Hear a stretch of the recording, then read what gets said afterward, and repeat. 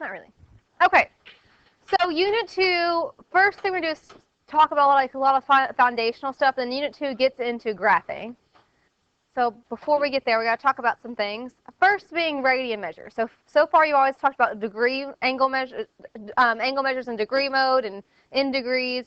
So now we're going to be in radians. You don't necessarily have to change your calculators to radian mode right now, because right now we're not using anything where we'd press sine, cosine, or tangent in your calculator, so it wouldn't matter. But we are going to talk about what a radian is today, and then be able to convert degrees to radians and radians to degrees. Okay. So a radian is based on the definition of a unit circle, definition of a circle.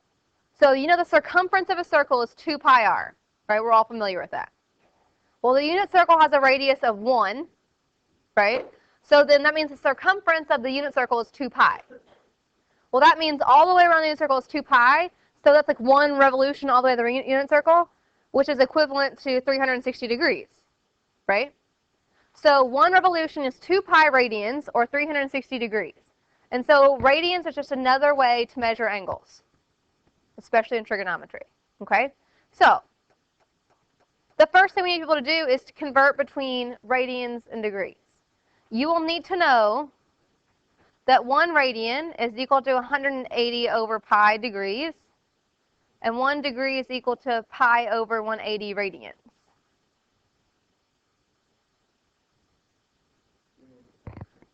Yes.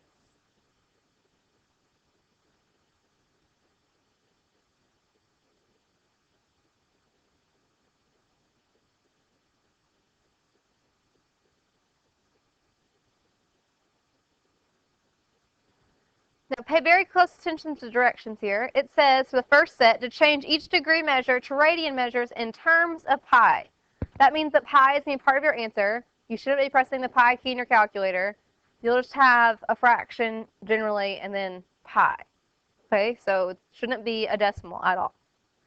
So for the first one, we're going to convert 240 degrees into radians. So we multiply by pi over 180.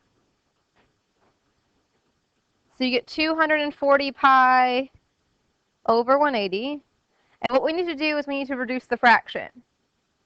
So I can divide by 10 and I get 24 over 18. And then what does 24 over 18 reduce down to?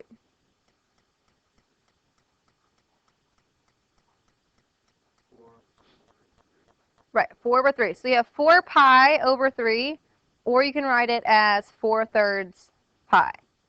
Both of those are acceptable.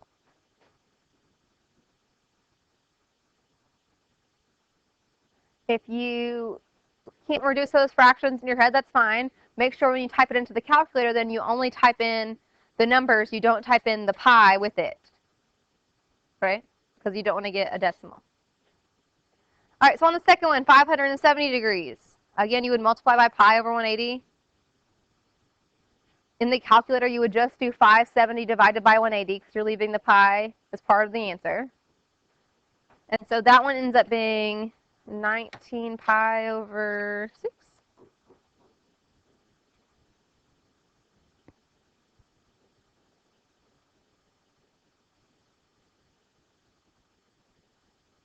Questions about how I did that? It's not going to go the other direction. So you're given a radian measure and you would find it a degree measure. We multiply by 180 over pi. In this case, we're rounding to the nearest tenth, so we will be getting decimal values sometimes. For this first one, when I multiply by 180 over pi, the pi's cancel.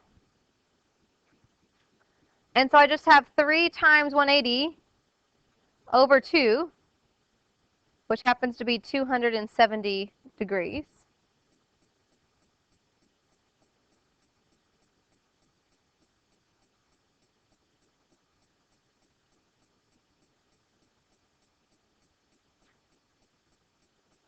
On the second one, you know this is a radian measure because there's not a degree symbol anywhere. And in this case, we'll multiply by 180 over pi, but we'll have to go ahead and type everything into your calculator. Make sure you're being careful with your parentheses. And we end up, if you type all that in, you get negative 100.3 degrees. So round is the nearest tenth. So you will type in the pi in this one.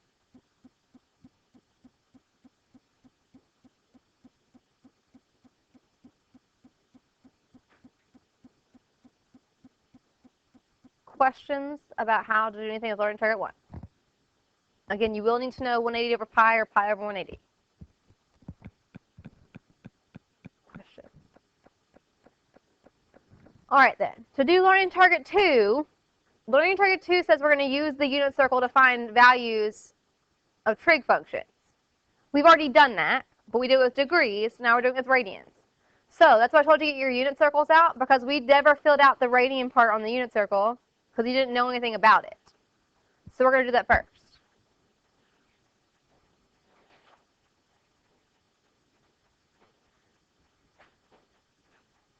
So here's the unit circle.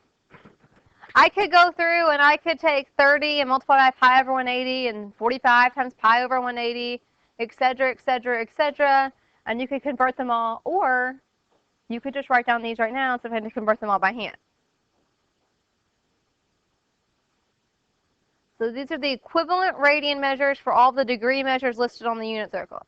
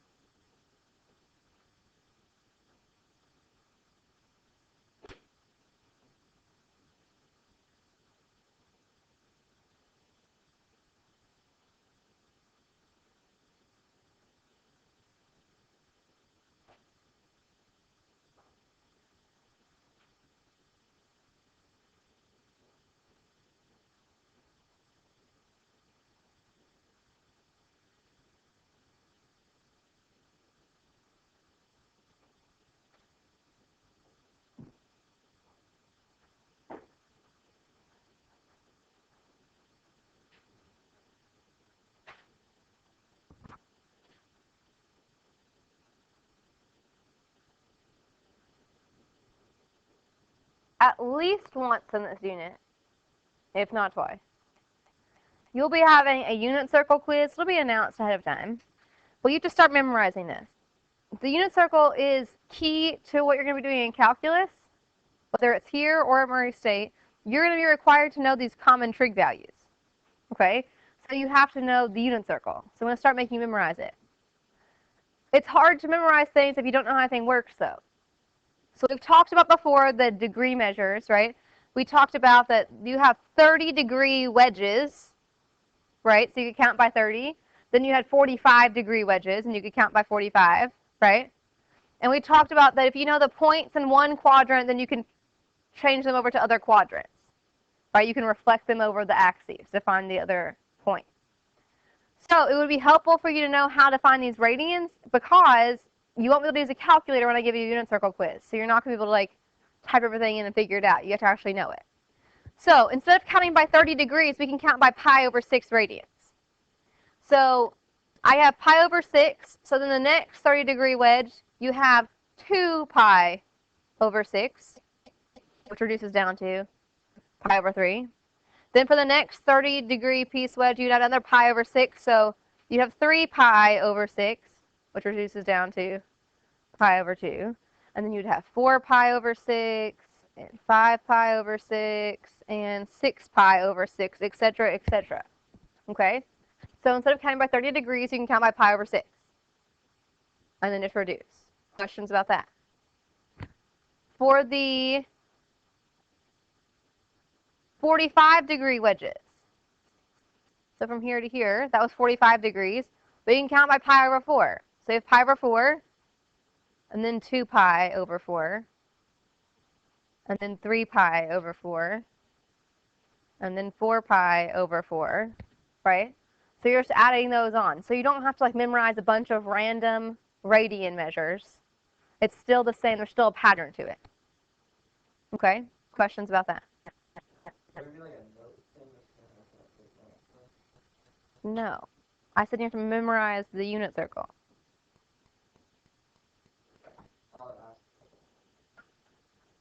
Some things before we start learning target 2, do you need to know about unit circle? Each coordinate is xy, which also is cosine and then sine. You have to know that. You should already know that. Some of you don't know that because you missed it. It was a multiple choice question on your test. It was actually one of the bonus questions. All right, so make sure you know that. Then, if you're going to find tangent, it's y divided by x. Or sine divided by cosine. You have to know that much to do learning target 2. So any questions at this very moment? All right, so then learning target 2 questions. We're going to evaluate the expressions using the unit circle. Guess what? This is going to happen just like it did on the first quiz, where I gave you the quiz in 2 parts, and I gave you a unit circle part with no calculator, and then the rest of the quiz with the calculator. Same thing is going to happen on this first quiz in this unit.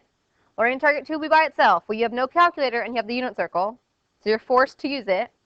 And then I'll give you your calculator in the rest of the quiz for the second half. Okay? So, sine of 3 pi over 4. We got to find 3 pi over 4. Found it. So what's the sine value of 3 pi over 4? Square root of 2 over 2. That's the answer. Question. We already did this, right, with degrees. Like, this is not new. The second one, tangent of 11 pi over 6. I got to find 11 pi over 6. Down here. So how do you find tangent of 11 pi over 6? Sine over cosine. So negative 1/2 divided by the square root of 3 over 2. We can't divide 2 fractions because that's a mess. So dividing fractions is the same as multiplying by the reciprocal. So we have negative 1/2 times 2 over the square root of 3. The 2's cancel out. You multiply straight across and get negative 1 over the square root of 3. You can't leave it that way because we can't have radicals in the denominator. So we multiply by the square root of 3 over the square root of 3. So the final answer is negative square root of 3 over 3. Again, you have to be able to do that by hand because you're not going to have a calculator on that part of the quiz. Question. Again, we've done this learning target before. We just did it with degrees, right? So this isn't really brand new information. Here's what I'm going to tell you. On your homework in learning target 2, there are 2 questions at the end that ask you to find sine, cosine, or tangent, one of them, for some radian measure that's not obviously on the unit circle. For example, if I ask you to find the sine of 13 pi over 6. Well, 13 pi over 6 isn't like on the unit circle. It's not one of the radian measures given, okay, because it's gone beyond one rotation around. Okay, so on the last unit, we could add and subtract 360 to find coterminal angles, right? Here you can add and subtract 2 pi, okay, but I realize that gets difficult. So 2 things. First, on the quiz, I will only ask you about things that are actually on the unit circle because you don't have a calculator, so I don't want to have mass panic. 2, on your homework, there are 2 like that. So here's my advice to you, okay? Instead of trying to add and subtract 2 pi, because that gets kind of tricky and I realize that. Learning target 1, we already talked about how you can change a radian measure to a degree measure, right? So why don't we just change those 2, the ones that aren't on the unit circle, they're different rotations around, change them to degrees, and then add or subtract 360 and find it on the unit circle. Okay, can you handle that? All right, that's my advice to you on those 2 on the homework. Okay, if we need to talk about it again tomorrow, we can. Otherwise, any questions about learning target 2? We're using the unit circle again. We're just using it with radian measures this time. No? You good? Okay. Then learning target 3 and 4 are just things we can use to help us find geometric properties using radian measures. They're based on formulas, and the formulas will be given to you on the quiz. Okay? You just to know how to use them. So first one, we can use radian measures to find the length of a circular arc. All right? So you can find a circular arc is the edge of the circle that's defined by a central angle. Okay, the central angle obviously is set, the vertex is set at the center of the circle. Okay? So central angle has the vertex at the center of the circle. The arc is then what's intercepted or created with that angle. Questions on what those two words are?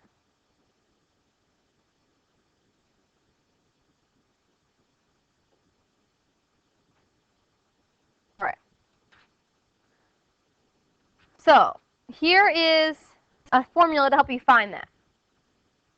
Again, this will be given to you on a quiz.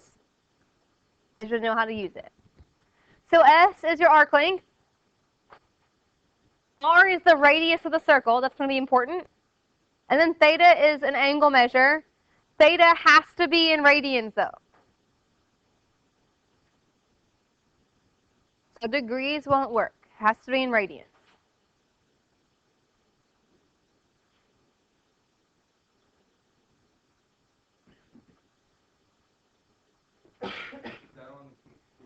It's not on the formula sheet, but I will give it to you on the quiz. I will say length of an arc, and I will give you the formula. I will not tell you what everything stands for, but I'm assuming you can use it. So for the first one, given the measurement of a central angle, find the length of its intercepted arc in a circle of radius 15 inches and round to the nearest tenth. So the arc length is the radius, 15 inches, times the radian measure of the central angle, 5 pi over 6. You can just multiply those in your calculator because we're rounding to the nearest tenth. So you can check, but I got about 39.3 inches.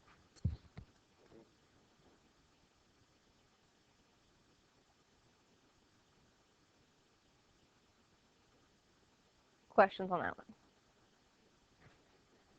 All right, on the second one, the problem is that you're given a degree measure, and this only works with radian measures. So to change this, so you multiply by pi over 180. Now this time we don't have to leave it in terms of pi because we are rounding in the problem anyway, so we can just multiply that. So I got that is approximately 1.344 radians. So the arc length would be 15 inches. That's 1.344 radians, which is about 20.2 inches.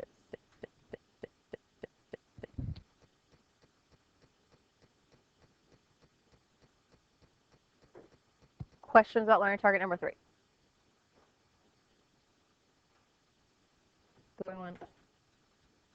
All right. So again, that formula will be given to you, and you'll be given the information you need to fill it out. All right. Learning target 4 is another thing we can do with radian measures. We can find the area of a sector. Sector is like a pie piece. It's a piece of the circle that's bounded by a central angle. Okay? If you're interested, it says the ratio of the area of a sector to the area of a circle is equal to the ratio of its arc length to its circumference. So you can set a proportion. And in doing so, they proved how we're going to get to the formula if you're interested.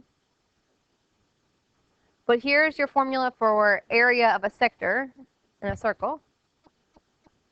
And you have 1/2 times the radius squared times theta, where again, it has to be in radians. Has to be in radians.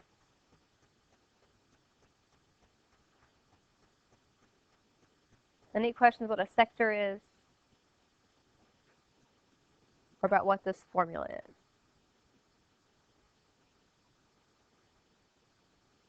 All right, then 2 quick examples. We're going to find the area of the sector given the following information. So in the first one, our radian measure of the central angle is 2 pi over 3, and the radius is 1.4.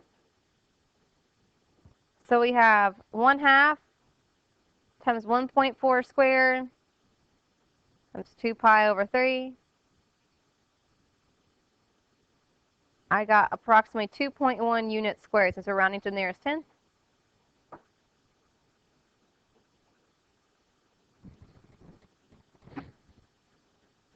On the second one again, same thing, but we can't use degrees. So the first thing we'll need to do is change that to radians, which is 0.9425 radians. So we have 1/2 times 6 squared times 0.9425. That's approximately 17 units squared.